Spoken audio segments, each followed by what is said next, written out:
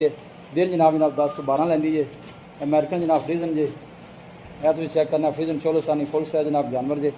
यह देखो माशाल्लाह इन ऐं करिए साइड वारा है कि माशा जनाब दूसरा डिलीवर कर दी। ये दिन 22 वीर किन्ने को लैंदी? एक हफ्ता लै जाएगी। खाना शाना दी ओके क्लीयर है। तो ये दिन किन्ने लैंदी जिन्होंने हथ लाने पै जे?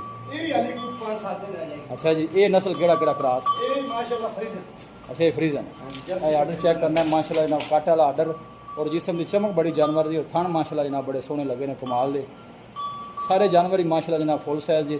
लोकेशन तहसील दीपालपुर डिस्ट्रिक्ट कुकाड़ा है। यह बच्ची जी जनाब पहलन जी माशाल्लाह। ये दिन किन्ने को लैंदी है भाई शबीर? तकरीबन हफ्ता लै जाए। ठीक हो गया जी। तो यह किन्ने दिन लैंदी? रब्ता नंबर दसो। हाँ जी 0342 जी 40 94 0। लो जी भाई शबीर का जनाब रब्ता नंबर है। कोई भाई जनाब जानवर परचेज करना चाहे इस नंबर पर रब्ता कर सकता है।